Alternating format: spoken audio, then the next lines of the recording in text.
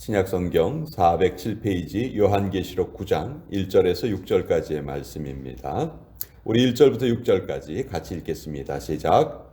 다섯째 천사가 나팔을 불매 내가 보니 하늘에서 땅에 떨어진 별 하나가 있는데 그가 무저갱의 열쇠를 받았더라.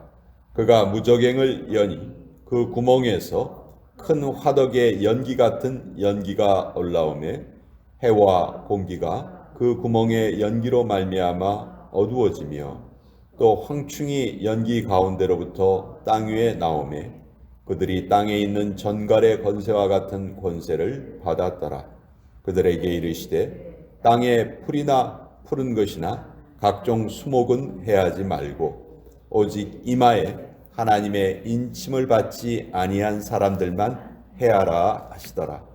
그러나 그들을 죽이지는 못하게 하시고 5달 동안 괴롭게만 하게 하시는데 그 괴롭게 함은 전갈이 사람을 쏠 때에 괴롭게 함과 같더라. 그날에는 사람들이 죽기를 구하여도 죽지 못하고 죽고 싶으나 죽음이 그들을 피하리로다. 하나님의 말씀입니다. 아멘.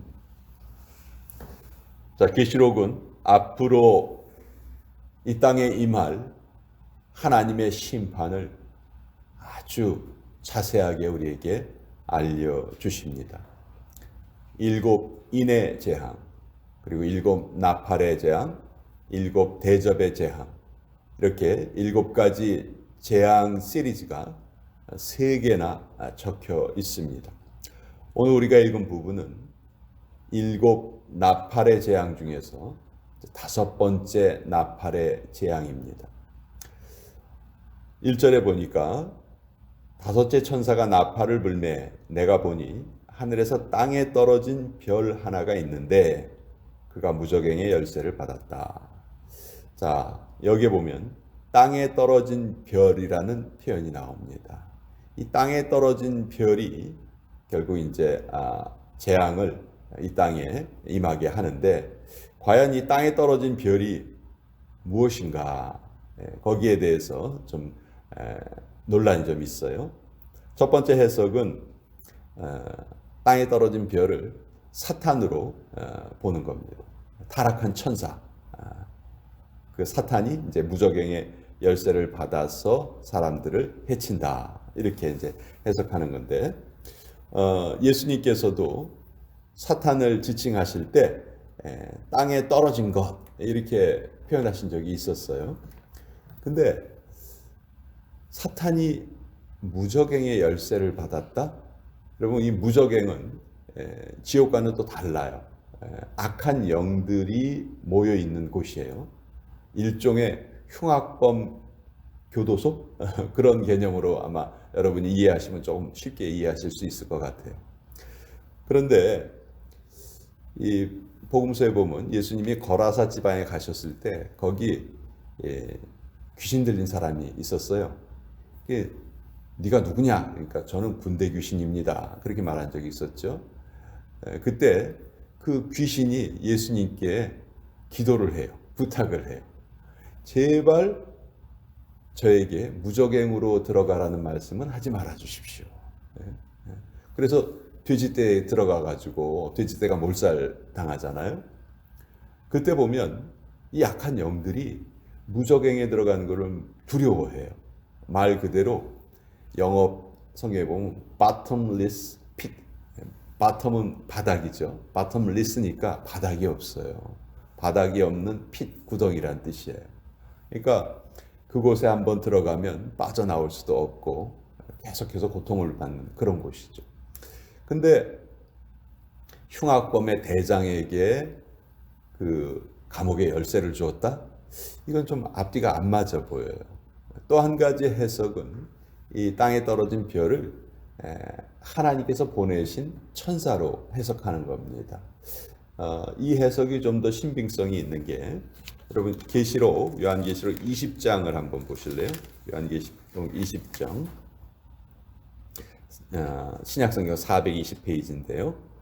요한계시록 20장 1절을 보시면 이렇게 돼 있죠. 또 내가 보매 천사가 무저갱의 열쇠와 큰 사슬을 그의 손에 가지고 하늘로부터 내려와서 용을 잡았다. 여기에 보면 무저갱의 열쇠를 받아서 내려오는 존재가 누구냐면 천사죠. 천사. 그래서 계시록에 나오는 이 땅에 떨어진 별도 저는 천사로 해석하는 것이 더 맞을 것 같다, 이렇게 생각을 합니다. 어쨌든 이 천사가 내려와서 무저갱을 열었어요. 2절에 무저갱을 열었더니 아까 말씀드린 것처럼 악한 영들이 모여있는 그 무저갱을 열었더니 그 악한 영들이 이제 바깥으로 나왔습니다.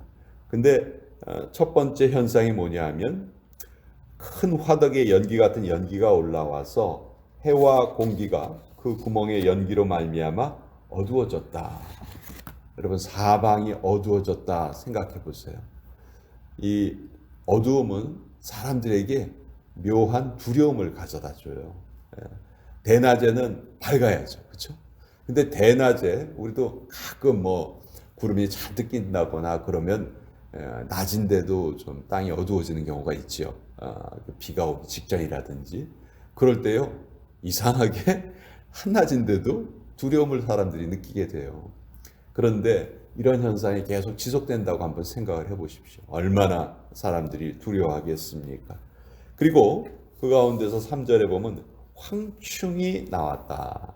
황충은 더 쉬운 말로 하면 메뚜기예요. 메뚜기인데 여기에 이 메뚜기는 눈으로 보는 그런 눈에 보이는 메뚜기를 말하는 것이라기보다는 그런 악한 영들을 상징적으로 표현한 것이다.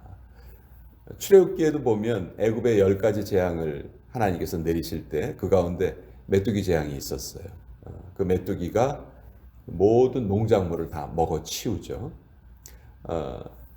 그 출애굽기에 나온 그 메뚜기 재앙은 자연계에 대한 재앙이라고 볼 수 있죠.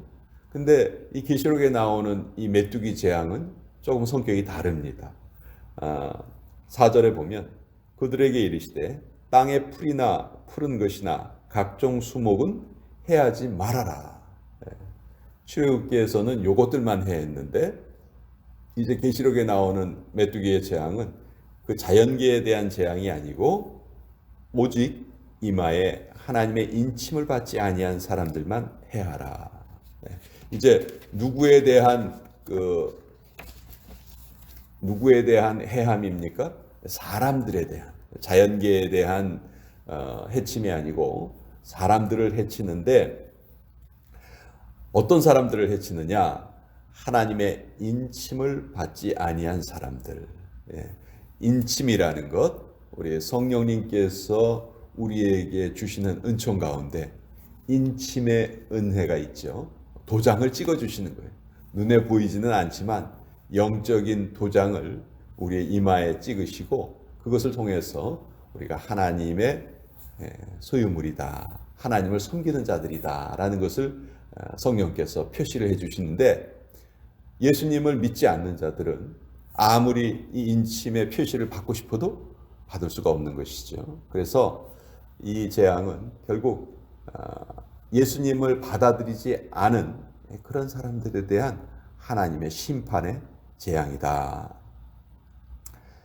그런데 하나님의 인침을 받은 사람들은 이 재앙에서 제외가 되는 것이죠. 이 재앙을 받지 않습니다. 마치 출애굽기에도 그 메뚜기 재앙이 일어났을 때 고센 땅에 있는 이스라엘 백성들은 그 재앙에서 면제가 되었던 것처럼 하나님을 믿는 사람들은 이 재앙으로부터 이제 재앙을 받지 않는다는 것이죠.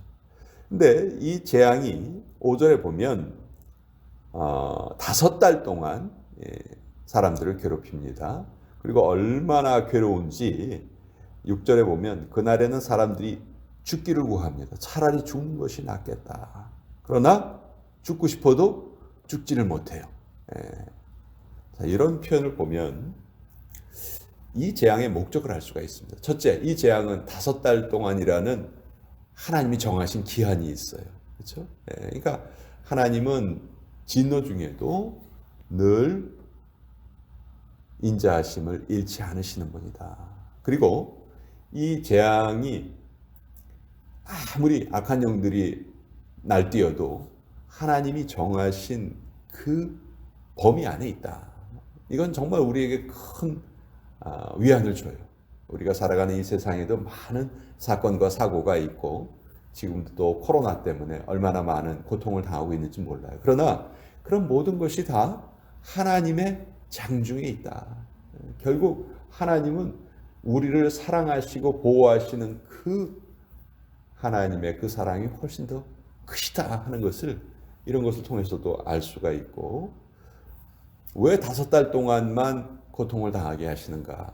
하나님의 고통의 목적은 그들을 죽이는 데 있으시는 것이 아니고 그들을 다시 돌이키기를 원하신다. 그래서 이 기간 동안 하나님께서는 이들을 죽이려 하시는 것이 아니고 이런 고난을 통해서 그들이 돌이키기를 원하신다. 그래서 고난의 기간도 5달로 정해져 있다. 우리가 이렇게 깨달을 수가 있습니다. 출애굽기에서도 마지막 재앙이 애굽의 장자의 죽음이었어요. 그 장자의 죽음의 재앙에서 이스라엘 백성들은 죽음의 천사가 그들을 그냥 넘어가 버렸죠. 그래서 유월절이라는 절기가 생겼는데 그냥 넘어간 것이 아니죠.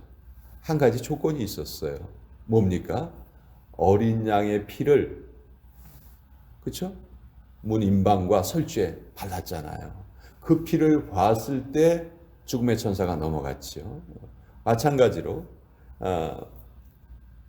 이 재앙이 임할 때 보면은 예수님을 믿는 사람들, 하나님의 인침이 그 머리에 있는, 이마에 있는 사람들은 이 모든 재앙으로부터 면제된다. 즉 예수님을 믿는 것이 마지막 심판으로부터 우리가 면제되고 그 심판으로부터 제외될 수 있는 그 은혜를 누리는 유일한 방법이다 하는 것을 요한이 또 우리에게 알려주고 있습니다. 우리가 이 땅을 살아가면서 크고 작은 문제, 그런 문제 때문에 파묻혀서 또 별로 큰 문제도 아닌데 그런 문제에 집중하면서 살아갈 때가 많죠. 오늘 말씀을 묵상을 하면 그런 우리의 모습이 참 부끄럽게 느껴지기도 합니다. 또 곳곳에서 무서운 심판의 징조들이 우리에게 보여지는데도 불구하고 그것을 무시하고 두려움 없이 살아가는 그런 또 안타까운 모습도 우리가 보게 됩니다. 이제 우리는 앞으로 임할 그 심판의 날을 두려워하지 않고 살아갈 수 있는 그 은혜를 받은 존재들이 되었습니다.